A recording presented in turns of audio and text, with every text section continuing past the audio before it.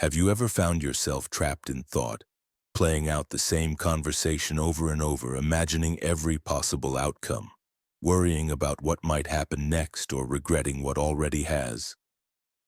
That's overthinking, and it doesn't just waste time. It drains your peace. It makes you live everywhere except the one place that matters, here and now. The Stoics faced this too. Even emperors, generals, and philosophers had sleepless nights, but they developed a strategy to free themselves. Marcus Aurelius wrote, "You have power over your mind, not outside events. Realize this, and you will find strength." Overthinking is a betrayal of that power. It's handing your mind over to fear, doubt, and illusion. In ancient American traditions, wise elders taught a different rhythm, one grounded in nature. A river doesn't worry about where it's going. A tree doesn't question the wind, they just are. And that's the lesson. Sometimes your mind must learn from stillness, not struggle. Imagine this. You receive a short, cold message from someone close to you. Your mind begins to spin. Did I offend them? Are they angry? Should I respond? What if I say the wrong thing? Minutes turn to hours, hours to stress, and all of it imagined. Nothing happened except a thought spiral. That's the danger of an untrained mind. But what if instead you paused and said, "I don't know yet, I'll wait"? That pause breaks the cycle. It gives you space. It gives you peace. Seneca wrote, "We suffer more often in imagination than in reality." That's not just a quote, it's a mirror. Overthinking makes you live a life that hasn't even happened. The Stoics trained themselves to separate what is real from what is imagined, what you can control from what you cannot. And once you master that separation, the noise fades. You learn to catch your mind as it starts to wander, and you gently bring it back. Back to the moment, back to your breath, back to what's real. The first step to stopping overthinking isn't controlling every thought. It's noticing it. It's whispering to yourself, "Not now. Come back." And over time, those words become a rope pulling you out of the whirlpool of worry and into the calm waters of clarity. This is where the journey begins. The mind overthinks because it tries to manage everything. What people think, how outcomes unfold, what tomorrow brings. But here's the Stoic truth. Most of what you're worrying about isn't even yours to carry. Epictetus said it plainly. Some things are in our control and others not. This distinction isn't just a philosophy, it's the key to freedom. Overthinking is born from confusion, treating every worry as if it's your responsibility. But when you start separating what belongs to you from what doesn't, everything changes. Suddenly your thoughts begin to quiet. Your peace returns. Picture this. You're about to give a presentation and your mind floods with thoughts. What if they judge me? What if I forget something? What if I fail? But pause for a moment. Can you control their opinion's number? Can you control whether someone misunderstands you? Number. But you can control how well you've prepared. You can control how calmly you speak. You can control your breath. That's your realm. That's where your focus should live. Ancient native wisdom also teaches this. When the sky turns stormy, no one tries to stop the clouds. They prepare the shelter, tend the fire, and trust the storm will pass. Wisdom means not trying to change the sky, only adjusting your sail. This mindset is more than strategy. It's a spiritual shift. Every time you find yourself overthinking, ask, is this mine to control? If the answer is no, let it go. If yes, act. That's it. No more spirals, just clarity. Think of your mind like a garden. You cannot stop every bird from flying over, but you can stop them from building nests in your trees. Worries will come, but you decide if they stay. When you separate what's within your power from what's not, you shrink your mental battlefield. The noise quiets. You move lighter, clearer, freer. The Stoics weren't emotionless, they just refused to waste emotion on the uncontrollable. You can do the same. Take a breath. Let go of the future. Come back to what you can shape. Your actions, your attitude, your choices, that's where your peace is waiting. Because the moment you stop trying to control what isn't yours, you reclaim what always was. You're calm. Not every thought is true, but the mind, when left unchecked, believes everything it produces. One bad idea, one fearful prediction, one memory twisted by regret. And suddenly you're lost in a loop that feels real. But it's not. The Stoics warned of this trap. Epictetus said, "It is not things themselves that disturb us, but our opinions about them." That means your suffering doesn't come from the situation. It comes from the story you tell yourself about it. That's the trap of overthinking, believing that just because a thought appears, it must be meaningful. But a thought is not a command. It's not reality. It's just an echo, sometimes helpful, often deceptive. Imagine this. Your friend doesn't reply to your message for hours. One part of you knows they might be busy, but the mind, hungry for certainty, says, "They're ignoring me. They're angry. I did something wrong." You check your phone again and again, replay conversations in your head, imagine entire arguments that never happened. That's overthinking, when your mind becomes a fiction writer and you forget you're the reader. But here's your power. You can step back. You can see a thought and say, "That's just a thought, not a fact, not a prophecy, just mental noise passing through." The Stoics taught us to challenge our thoughts, not obey them, to ask, "Is this true? Can I prove it, or am I assuming?" This single pause can break the loop. In ancient American practice, tribes sat in circles to speak their thoughts aloud, not because every thought was wise, but to hear it outside their head.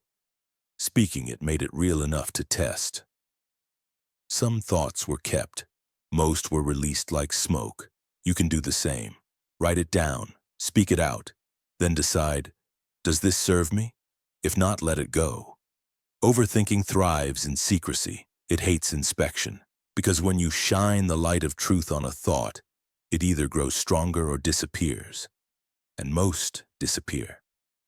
The next time your mind begins its cycle, whisper to yourself, "This is just a thought, not truth, not fate, not who I am." That sentence alone can save your peace. Because in the end, your mind is a tool, not a master. And when you remember that, you stop being ruled by your thoughts and start choosing which ones to keep. Overthinking thrives in the future and the past. It rarely visits the now. Your mind replays old conversations, imagines disasters, questions your worth, and builds stories about what might happen. But in doing so, it drowns out the only voice that ever matters, the present moment. The Stoics understood this clearly. Marcus Aurelius wrote, "Confine yourself to the present." He wasn't avoiding the past or denying the future. He was training his mind to return to the only place where peace is possible. You can't solve tomorrow's problems today. You can't undo yesterday's words, but you can choose your breath. You can return to your feet on the ground, the air in your lungs, the silence between thoughts. That is your refuge. That is your power.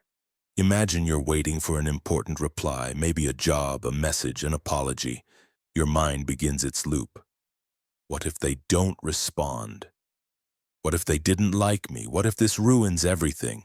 You check your phone, then again, then again. Each moment pulled away from the now and into imagined futures. But what if instead you stopped and looked around?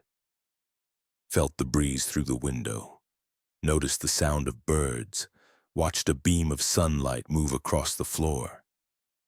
None of these things change your situation, but they change you. They bring you back.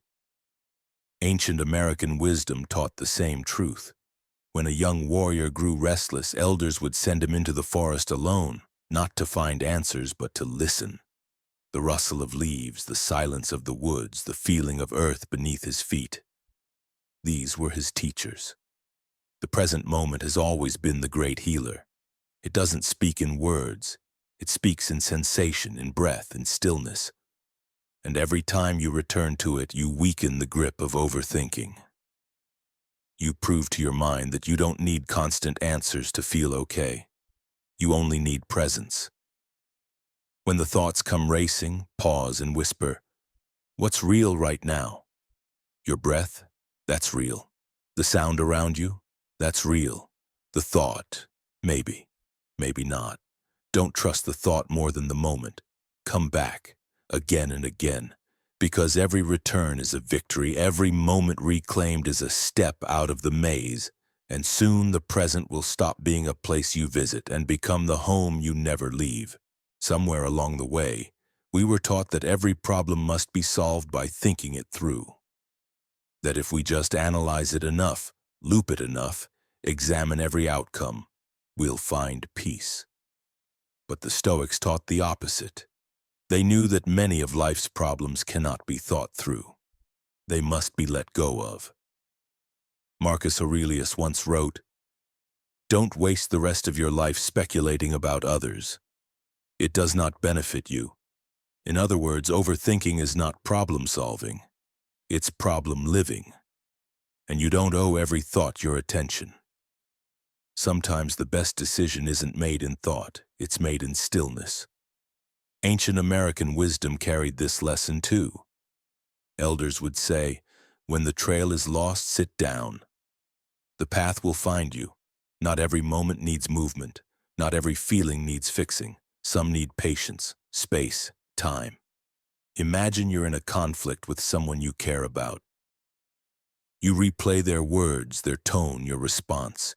You wonder what they meant, what you should say next, how to repair or defend. But none of these thoughts bring peace. They only stir more emotion, more noise. What if you did nothing? What if you allowed the situation to breathe, without jumping to solve it? The Stoic path doesn't mean inaction, it means intentional action. You don't think to solve, you think to prepare. You don't obsess, you observe. You wait until the fog clears before you move. There is power in that. Consider this, your mind is like a snow globe. The more you shake it, the more you obsess, the cloudier it becomes. But if you place it down and wait, the snow settles. And suddenly you can see clearly again. That's the pause between thoughts. That's the wisdom that doesn't come from spiraling, but from stillness. The next time you feel overwhelmed by your own thinking, try this simple act. Stop. Don't chase the next thought. Don't solve the next worry, just stop. Breathe. Trust that not all clarity is found in answers. Some is found in silence. You don't always need to figure it out. You just need to be here. The rest will rise on its own, and when it does, you'll move with purpose, not panic. Thought is a tool, not a tyrant. You can lay it down. And when you do, you'll discover the truth. Peace was never beyond the problem. It was beyond the thinking. Overthinking doesn't usually start with a scream. It begins with a whisper. A single thought enters quietly. What if they're upset with me? Did I make the wrong choice? What happens if this goes wrong? And before you know it, your mind is racing down a spiral you didn't ask for, chasing answers that don't exist. The Stoics knew this pattern. That's why they practiced premeditatio malorum, visualizing adversity ahead of time, not to worry more, but to lessen the shock when challenges came. It wasn't overthinking, it was preparing, then releasing. That's the key. Thought is useful, spiraling is not. Seneca said, "He suffers more than necessary who suffers before it is necessary." You're not weak for overthinking, you're human, but you're also capable of something greater, noticing the spiral and slowing it down. Picture your thoughts like a horse bolting at full speed. Most people try to hold tighter, but the Stoic way is different. They guide the reins gently, bringing the mind back under control, one slow breath at a time. Here's how it looks in your life. You receive a vague message. We need to talk. That's it. Your brain lights up. Am I in trouble? Did I offend them? Is something wrong? You imagine scenarios, you interpret silences, you plan entire conversations that may never happen. That's the spiral. But now you're aware. You stop. You breathe. You say to yourself, I don't know yet, I'll wait and see. That moment of awareness is a victory. It interrupts the loop.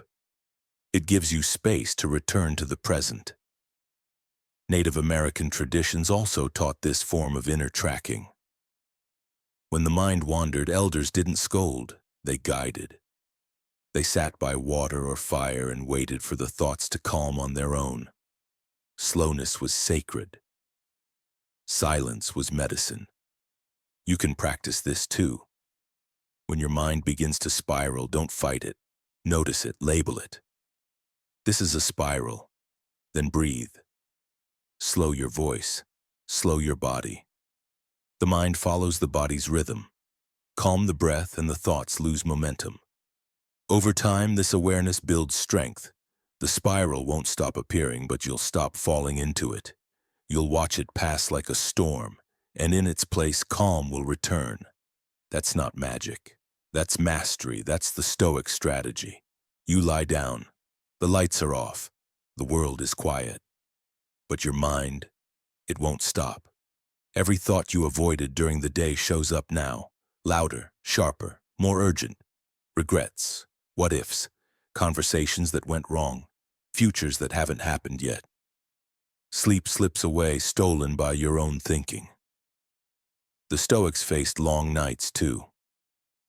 Marcus Aurelius, despite being emperor, often wrote during the quiet hours, not to spiral deeper, but to clarify his mind, to remind himself of truth.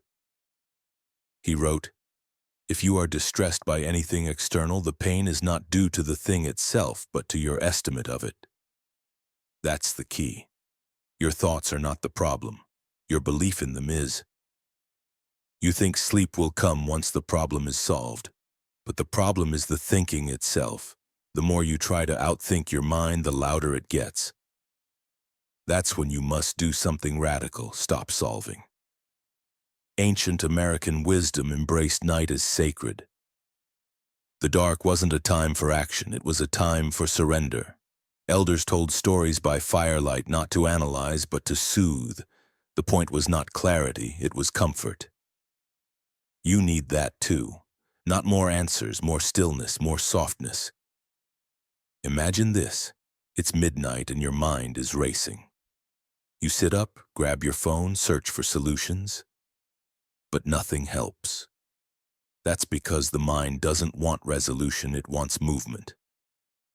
And you don't have to give it that. Instead, try this. Place one hand on your chest, one on your belly. Feel your breath. Inhale slowly. Exhale even slower. Whisper to yourself, now is not the time to think. Now is the time to rest. Repeat it. Not to convince yourself, but to calm yourself. That statement becomes your lullaby. Your mind may resist. It may send another worry, but you return to the breath. You return to your body. You return to the now. And slowly, the thoughts pass. Not because you forced them, but because you didn't feed them. The Stoics didn't need silence around them to be at peace. They found silence within. You can too.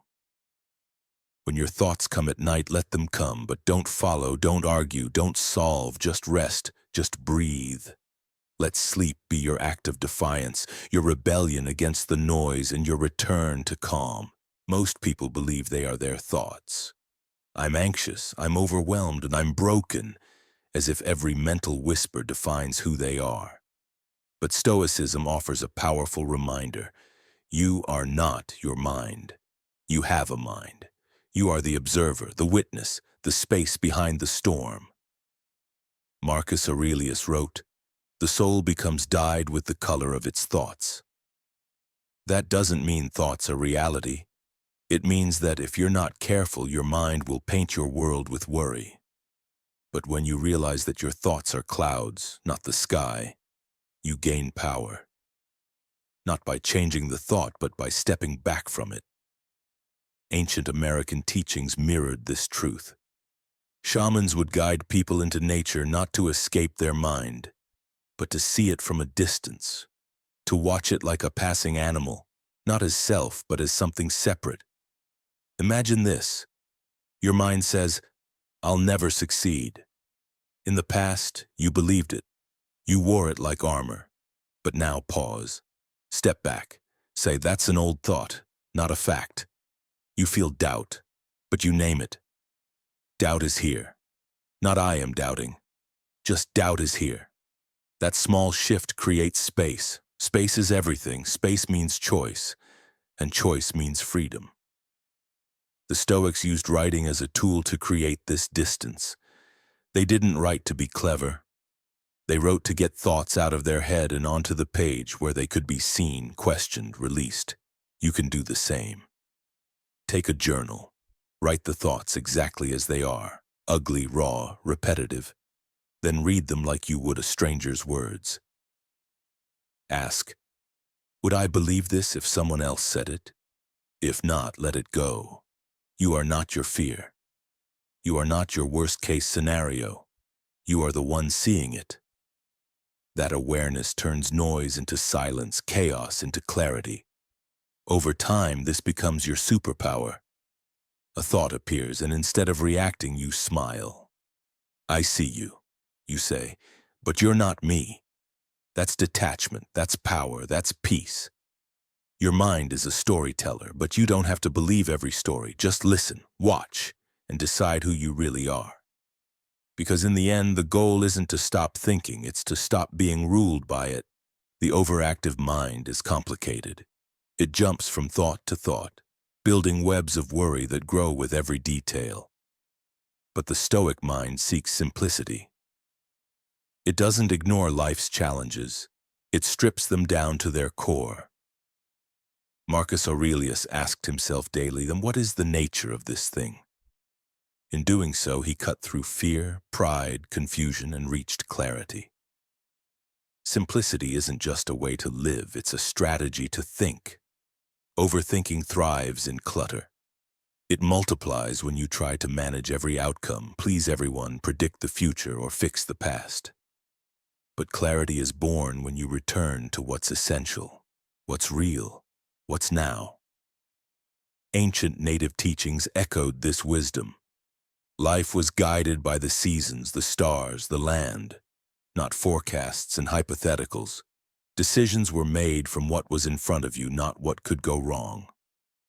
That was the power of simplicity. It made the mind light, flexible, free. Imagine this. You're faced with a decision. Your mind floods with questions. What if I choose wrong? What if they disapprove? What if I regret this later? But what if you paused and asked, what do I know right now? What feels right today? That one question cuts through the noise. It brings you home. Simplicity doesn't mean laziness. It means choosing clarity over chaos. It means asking, what truly matters here? And letting the rest go. The Stoics believed most problems weren't problems. They were distortions. Fear painted as foresight, pride painted as preparation. But when you strip it all down, most situations only ask two things. What can I do? What must I accept? That's it. Anchor yourself in that. Picture your thoughts like a tangled rope. The more you pull, the tighter it gets. But if you slow down, loosen the ends, breathe, it begins to unravel. The knot weakens. The rope straightens. That's the art of simplicity. Slow the thoughts. Shrink the problem. Focus on one step, not all of them. Say less. Expect less. Need less. And what's left is peace. Overthinking is fueled by complexity, but calm lives in simplicity. The simpler the question, the clearer the answer. The simpler the life, the stronger the mind. So the next time your thoughts begin to twist, don't match them with more thinking. Match them with stillness, with simplicity. and watch how easily the mind returns to peace. Some people seem naturally calm, unbothered, steady, clear. It's easy to believe they were born that way and you weren't. But that's a myth. Peace is not a personality trait. It's a practice. It's built, not inherited. The Stoics weren't born with serene minds. They trained for it. Every journal entry, every moment of restraint, every breath they took instead of lashing out, that was the practice. Marcus Aurelius wrote, "Waste no more time arguing what a good man should be. Be one." In other words, don't wait to feel calm. Act calmly. The feeling will follow. Overthinking doesn't make you broken. It means your mind is untrained. But that can change, the same way a muscle grows with daily reps. Peace grows with daily awareness. Ancient American tribes taught this through ritual. Every sunrise was a ceremony. Every step was a meditation. Not because life was easy, but because discipline created space. Space for stillness, space for meaning. You need the same rhythm, not a perfect life, a daily return to what matters. That's the work. You wake up overwhelmed, pause and breathe. You spiral into doubt, label it and return. You feel the urge to fix everything, ask, is this mine to carry? That's the repetition. That's how peace is built. Imagine your mind like a wild horse. You can't control it by force. But with patience, with guidance, with daily care, it begins to trust. It begins to slow, and eventually it walks beside you. The Stoics didn't aim to never feel. They aimed to never be controlled by feeling. That is the highest freedom. You'll still feel fear, you'll still feel pressure, but you'll know how to sit with it. You'll know how to choose your response. And that, more than anything, is peace. A peace you earned, a peace no one can take. So the next time you overthink, don't say, why am I like this? Say, this is my training. The mind is running again. Time to practice. Time to return. Time to choose calm again. You don't have to master it today. You just have to show up. Because peace isn't a gift you wait for. It's a discipline you live. And every moment you return to it, despite the noise, despite the fear, is a victory. A quiet revolution, and proof that calm was never outside you. It was a choice you were always capable of making.